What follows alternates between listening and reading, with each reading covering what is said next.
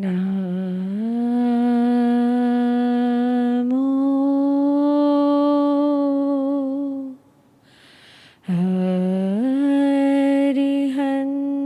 હરિહંતાણં નમો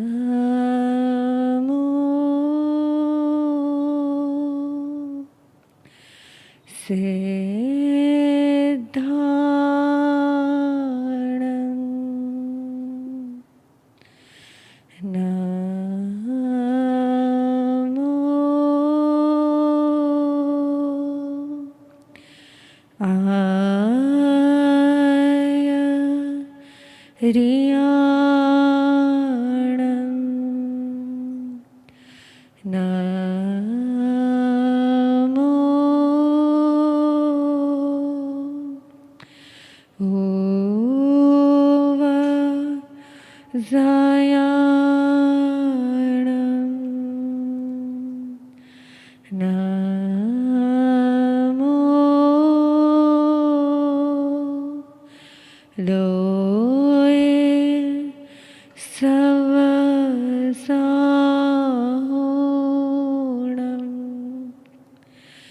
એસો પંચ નમોકારો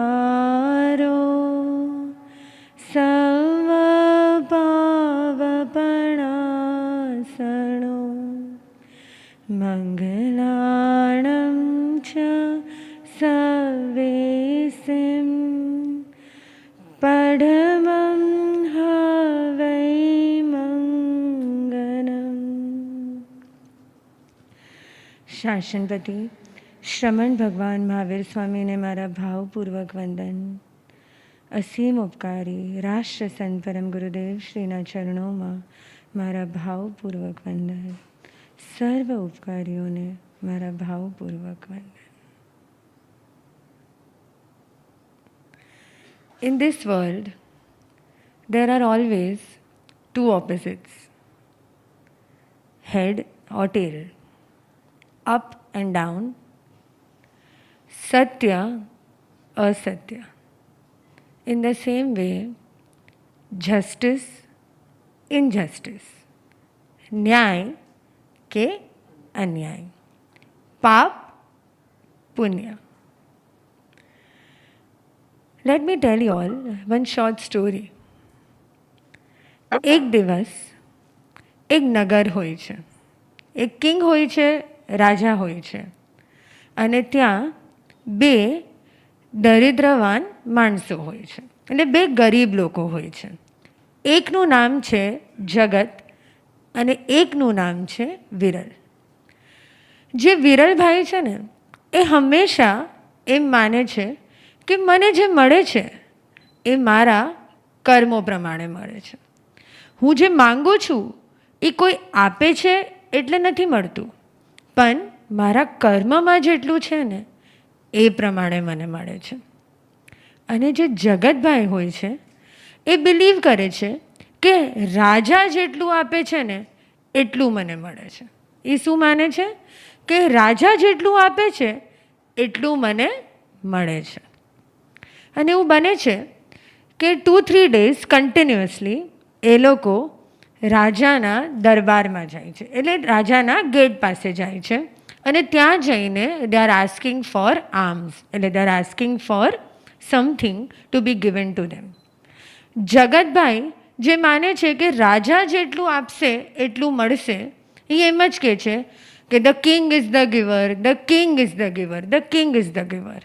અને જે વિરલભાઈ છે એ માને છે કે મારા કર્મો પ્રમાણે મને જે મળશે, એટલે નોર્મલી યાચના કરે છે કોઈ પણ ભીખની. એક દિવસ રાજાએ નક્કી કર્યું કે હરોજ આ બંને જણ બે વસ્તુ ઓપોઝિટ બોલે છે, તો મને પણ ચેક કરવું છે કે એકચ્યુઅલી શું થઈ રહ્યું છે. હું જે આપું છું એ એને મળે છે કે એના જે કર્મો છે એ એને આપે છે. એટલે એ રાજા નેક્સ્ટ ડે મોર્નિંગ વિરલભાઈને શું આપે છે? પૈસા આપે છે, એટલે કેશ આપે છે. અને જગતભાઈને એક મોટું પપૈયા આપે છે, એક મોટું ફ્રૂટ, એક મોટું પપૈયા આપે છે. અને એ પપાયામાં એમને થોડા ગોલ્ડ કોઇન્સ નાખી દીધા હોય છે. થોડા ગોલ્ડ કોઇન્સ એને એમાં નાખી દીધા હોય છે. Vote happens is Jagat doesn't want the papaya. He doesn't want the papaya. What does he do? He goes to the fruit seller. He sells the papaya in exchange for cash. He gives the papaya back to the fruit seller and he takes cash from the fruit seller. Whereas the other one already had cash in hand. Now he wants something to eat. So what he does? He goes to the same fruit seller to buy a fruit. What happens? The fruit seller gives Viral Bhai the same papaya which Jagat had given him back. So what happens? એક આખી chain બની જાય છે. જે fruit actually રાજાએ કોણે આપ્યું હતું? જગતને આપ્યું હતું. જે એ માનતો હતો કે જેટલું રાજા આપશે, રાજા જ બધું આપે છે, રાજા જ બધું કરનાર છે, રાજાથી જ બધું છે. અને જે બીજા ભાઈ હતા એ શું માનતા હતા? મારા કર્મો મારા કરતા છે, જે મારા કર્મમાં લખેલું છે એ પ્રમાણે મારી સાથે થાય છે. અને આ ચેનમાં શું થાય છે? The fruit with the gold coin comes where? Comes to whom? Comes to વિરલભાઈ. So what happens? અલ્ટિમેટલી એને એ ફ્રૂટ મળે છે જેમાં બહુ બધા ગોલ્ડ કોઇન્સ હોય છે. To his surprise, when he opens the fruit, when he cuts the fruit, એની અંદર એને બહુ બધા ગોલ્ડ કોઇન્સ મળે છે. હવે that ભાઈ is very good by nature. He goes back to the fruit seller અને એ કહે છે કે આ ફ્રૂટ જે તમે મને આપ્યું એમાં તો બહુ બધા ગોલ્ડ કોઇન્સ છે. આનો હકદાર હું નથી, આ તો તમારું ફ્રૂટ છે, તમે રાખી લો. The fruit seller again recollects કે આ ફ્રૂટ મને કોણે આપ્યું હતું? Jagatbhai. He calls Jagatbhai and he gives him the fruit back. Okay, this is the fruit which you gave me and I'm a બહુ બધા gold coins છે. Ultimately, both of them go back to the king again. They go back to the king again and they tell him what actually happened. Actually શું થયું?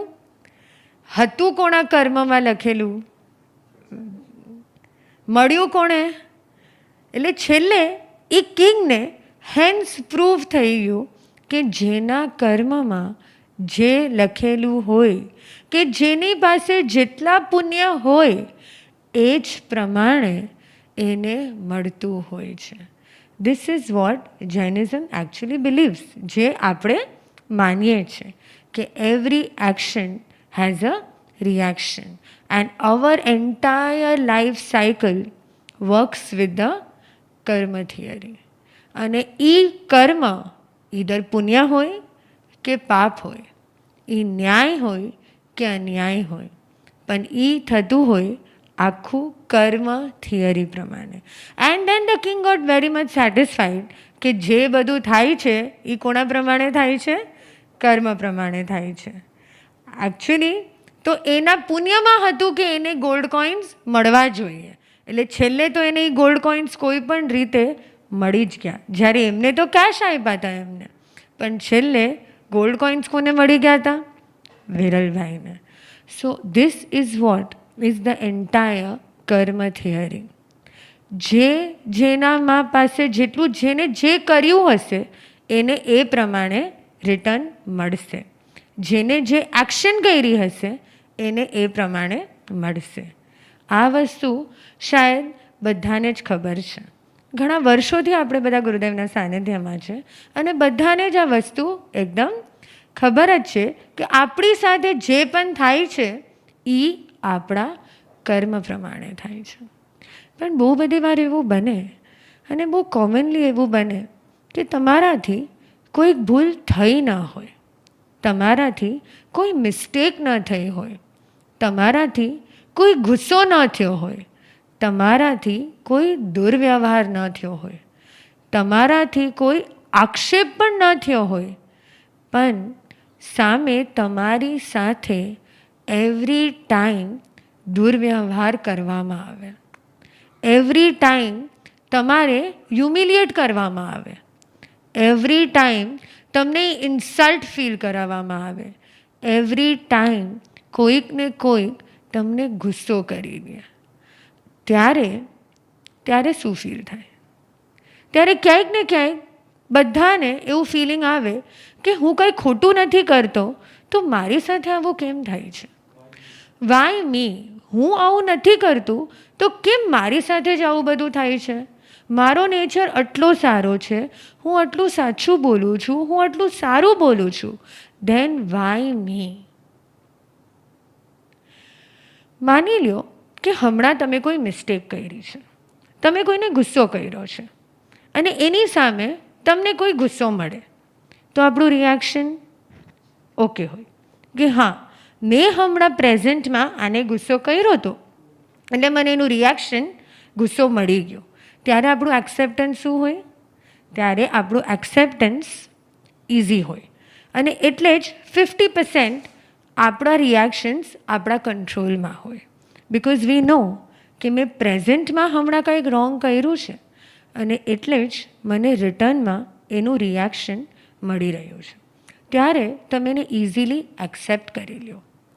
But most of the times, as I explained, why me? જ્યારે મેં કાંઈ નથી કર્યું તો કેમ મારી સાથે જ આવું થયું? મેં તો આટલું સારું સજેશન આપ્યું હતું તો કેમ મને જ આવી રીતે ઇન્સલ્ટ મળ્યું? મેં તો આટલી સાચી વાત કરી હતી તો કેમ કોઈ મને સાંભળ્યું નહીં? આવું કેમ થાય? હંમેશા ગુરુદેવે ફરમાવ્યું છે અને ગુરુદેવે સમજાવ્યું છે કે જ્યારે પણ આપણને લાગે ને કે આપણી સાથે અન્યાય થઈ રહ્યો છે, જ્યારે પણ આપણને લાગે ને કે આપણી સાથે ઇનજસ્ટિસ થઈ રહી છે, જ્યારે પણ આપણને લાગે કે આપણી સાથે ખોટી રીતે દુર્વ્યવહાર કરવામાં આવ્યો છે, ત્યારે હંમેશા એક વાક્ય યાદ રાખવાનું. હમણાં ભલે મને લાગે છે કે અન્યાય છે, પણ મારી સાથે આ કર્મોનો સર્વોચ્ચ ન્યાય થઈ રહ્યો છે. મારી સાથે હમણાં કર્મોનો સર્વોચ્ચ ન્યાય થઈ રહ્યો છે. Why? Because we all know કે કર્મ થિયરીમાં શું છે? જે તમે પાસ્ટમાં કર્યું હશે એ તમને ફ્યુચરમાં કોઈક ને કોઈક રીતે રિટર્ન મળશે. અને એટલે જ તમે પાસ્ટમાં કોઈકને સપોઝ આવકાર આપ્યો છે, તમે કોઈકને વેલકમ આપ્યું છે, તમે કોઈક સાથે બહુ પોલાઇટલી વાત કરી છે, તમે કોઈકની અનુમોદના કરી છે, તો તમને બહુ ઇઝીલી એ બધું રિટર્ન મળી જશે. તમે પાસ્ટમાં એને વર્કની કદર આપી છે, તમે પાસ્ટમાં એના વર્કને અપ્રિશિએટ કર્યું છે, તમે પાસ્ટમાં એને બહુ સારો એક આવકાર આપ્યો છે, તો શું થશે? તમને ભવિષ્યમાં તમારા વર્કની ક્રેડિટ મળશે, તમને ભવિષ્યમાં સારા વર્ડ સાંભળવા મળશે, તમને ભવિષ્યમાં જ્યાં જશો ત્યાં રિસ્પેક્ટ મળશે. આ બહુ સિમ્પલ છે. જ્યારે કંઈક સારું થાય ત્યારે આપણી માટે એ બહુ ઇઝી હોય એક્સેપ્ટ કરવું, પણ જ્યારે ખરાબ થાય ને ત્યારે એ પોઈન્ટ ઓફ ટાઈમ તમને હંમેશા એક લાઈન યાદ આવે, હું કેમ સહન કરું? હું કેમ આવી રીતે કરું? મારે આમ કેમ કરવાનું? મારે કેમ આ સાંભળી લેવાનું? ત્યારે ગુરુદેવે એક વાક્ય સમજાવ્યું છે. કયું વાક્ય છે? જે મેં ફરમાવ્યું એ કયું વાક્ય હતું? હમણાં ભલે મને લાગે છે કે મારી સાથે અન્યાય થઈ રહ્યો છે, હમણાં મને એવું લાગે છે કે મારી સાથે અન્યાય થઈ રહ્યો છે, પણ આ મારી સાથે કર્મોનો સર્વોચ્ચ ન્યાય છે. મારી સાથે કર્મોનો સર્વોચ્ચ ન્યાય છે. આ વાક્ય જેવું તમે બોલવા લાગશો ને તો ઓટોમેટિકલી શું થશે? તો ઓટોમેટિકલી તમારા રિએક્શન્સ બધું કંટ્રોલમાં આવવા લાગશે, તમારી સમજણ વધી જશે, તમારું જ્ઞાન વધી જશે, તમારું એ અજ્ઞાન દૂર થઈ જશે કે હંમેશા કેમ મને કહેવામાં આવે છે. પ્રેઝન્ટમાં થતી ભૂલનું એક્સેપ્ટન્સ બહુ ઇઝી હોય. પ્રેઝન્ટમાં મેં ભૂલ કરી છે અને એનું સ્વીકારવું અને એની સામે એની સજા ભોગવી લેવી, એનું પનિશમેન્ટ ભોગવી લેવું ઇઝ વેરી ઇઝી. પણ જે પાસ્ટમાં તમે કરેલી મિસ્ટેક્સ છે, જે તમને ખબર જ નથી કે તમે આ ક્યાંક ને ક્યાંક કરેલું છે, અજ્ઞાન છે, તમારામાં એ અવેરનેસ જ નથી કે પાસ્ટમાં તમે આવું કંઈક કર્યું છે, અને એને જ્યારે ભોગવવાની વારી આવે ને ત્યારે આપણું એક્સેપ્ટન્સ ઝીરો હોય. અને ઇમિડિયેટલી તમે ખુલાસા આપવા લાગો, તમે એક્સપ્લેનેશન્સ આપવા લાગો કે ના, મેં તો આમ કર્યું જ નથી, મારું તો આમ જ ભાવ હતો, મારે તો કંઈક અલગ જ કહેવું હતું. આ ખુલાસા આપણે ક્યાર સુધી આપીએ? How long you keep on explaining? તમારે એક્સપિરિયન્સ ઘણા બધાને થતો હશે, મે બી તમારા ઘરમાં, મે બી તમારા ઓફિસમાં, તમારા ફ્રેન્ડ સર્કલમાં, ઓફિસ કલીગ્સમાં. People don't listen to you, people disrespect you, people humiliate you, people insult you. Why does this happen? Why? Because પાસ્ટમાં ક્યાંક ને ક્યાંક આપણે કરેલી આ બધી ભૂલો છે જે મને હમણાં રિટર્ન મળી રહી છે. પાસ્ટમાં ક્યાંક ને ક્યાંક આ કરેલી ભૂલો છે જે મને પાસ્ટમાં રિટર્ન મળેલી છે, અને પાસ્ટમાં જે આ કરેલું છે એ જ હું હમણાં સફર કરી રહી છું. તો જેવી આ સમજણ આપણામાં આવી જશે તો ઓટોમેટિકલી મોમેન્ટના કર્મબંધ, ટાઈમના કર્મબંધ ઓછા થઈ જશે કે નહીં થઈ જાય? જેવી તમને આ જ્ઞાનની સમજણ મળી જશે, તમે સમાધિમાં આવી જશો, તમે સાવધાન થઈ જશો, અને તમને એક શાંતિ અને પ્રસન્નતાનો અહેસાસ થવા લાગશે. બહુ બધાએ સ્કંદક મુનિની સ્ટોરી સાંભળી હશે પાસ્ટમાં. Very common story. સાંભળી છે તમે? ખબર છે તમને? નથી ખબર? તમને ખબર હશે, ખ્યાલ છે તમને? શું હતું સ્કંદક મુનિ સાથે? શું થયું હતું કે એમની સ્કિન આખી પીલ ઓફ કરવામાં આવી હતી. આખી સ્કિન એમની પીલ ઓફ કરવામાં આવી હતી.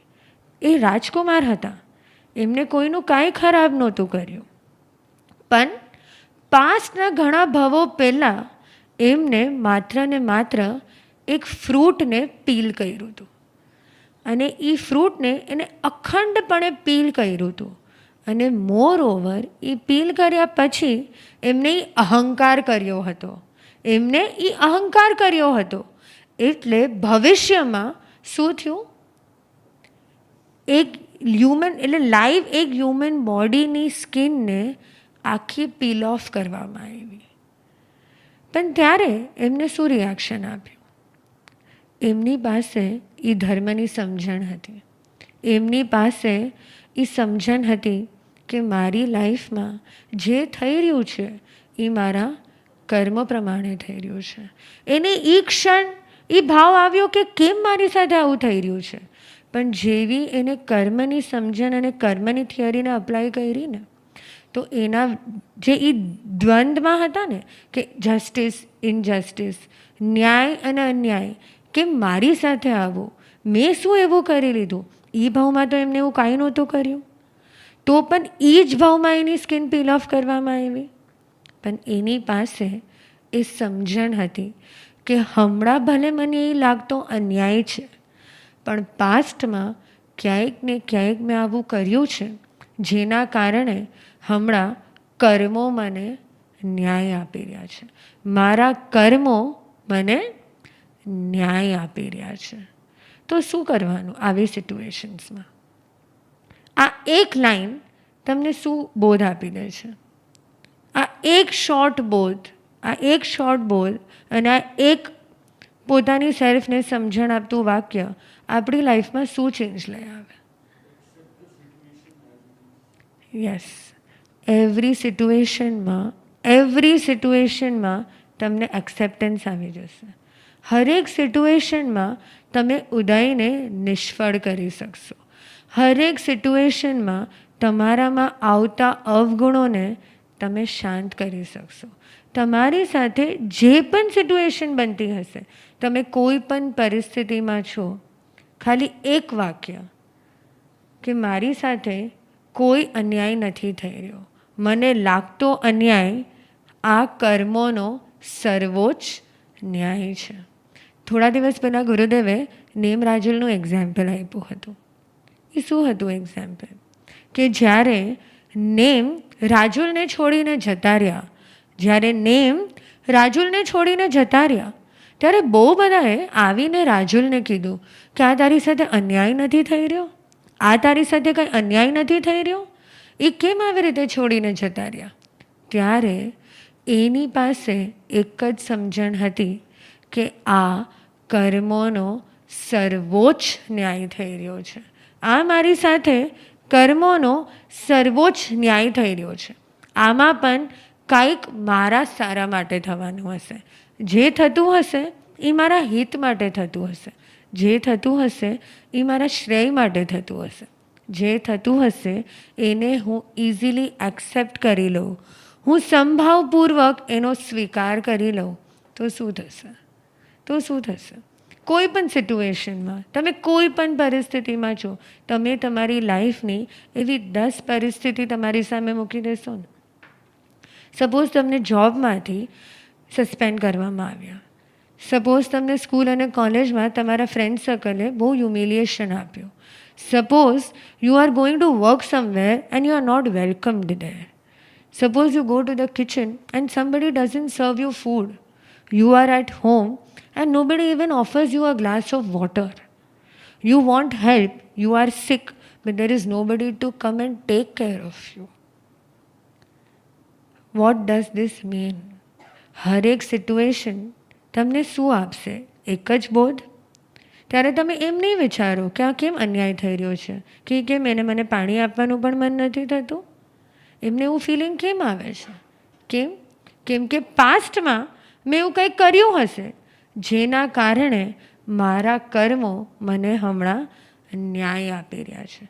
પાસ્ટમાં એવું થતું હશે કે મારા કર્મ મને ન્યાય આપી રહ્યા છે. તો જ્યારે મેં આ સ્ટોરી તમને ફરમાવી હતી કે જે એ રાજા હતો અને ત્યાં 2 જણ હતા, એ લોકોએ શું વિચાર્યું હતું?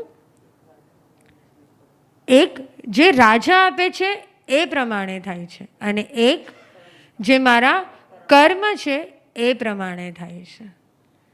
અને ત્યારે પણ આખી એ કર્મ સાયકલનો સાર શું હતો કે છેલ્લે જેના કર્મમાં હતું ને એની પાસે એ ગોલ્ડ કોઇન્સ પહોંચી ગયા.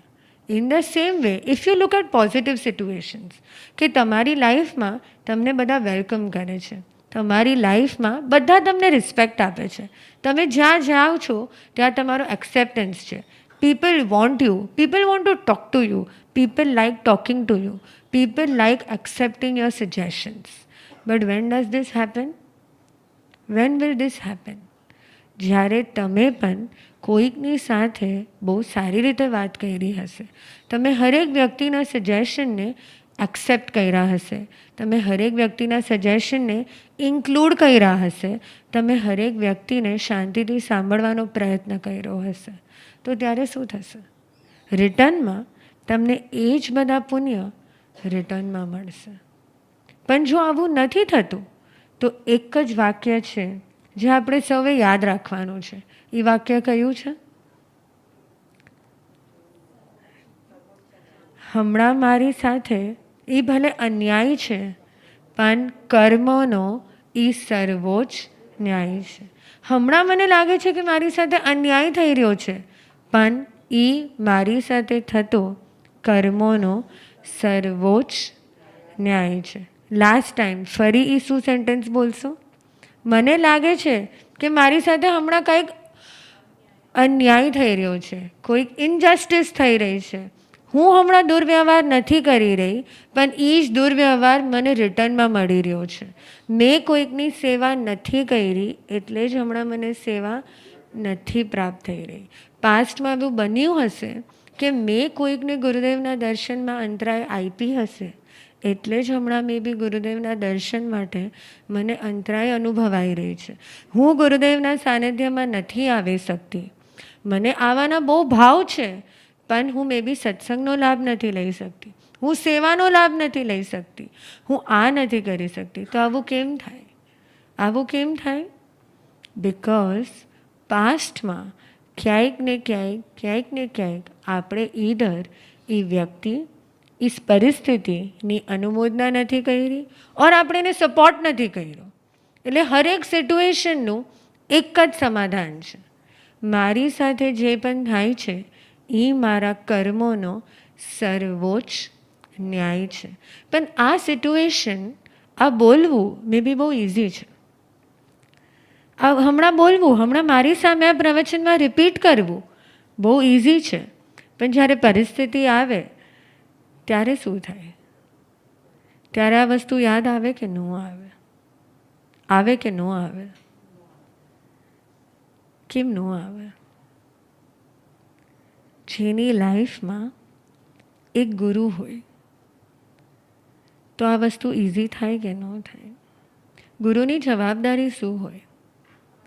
ગુરુની જવાબદારી શું હોય? એક શિષ્યને રાઈટ ટાઈમ પર એ રાઈટ વસ્તુની સમજણને ક્લિક કરાવી.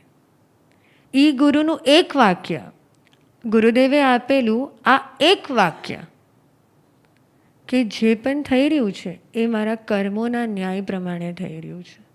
જો સતત ને સતત તમારા સ્મરણમાં એ ગુરુ તત્વ છે, સતત ને સતત તમારા સ્મરણમાં એ ગુરુ તત્વ છે, જો કોન્સ્ટન્ટ તમે લોકો એ ગુરુના સ્મરણમાં છો, તો હરેક ક્ષણ, હરેક પલ એ ગુરુનું વાક્ય તમને યાદ આવવું જોઈએ કે ન યાદ આવવું જોઈએ?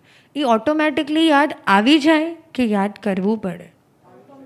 હંમેશા આપણને ગુરુદેવ સમજાવતા હોય છે કે ગુરુની બે અદૃશ્ય આંખો સતત ને સતત તમારી સાથે હોય છે.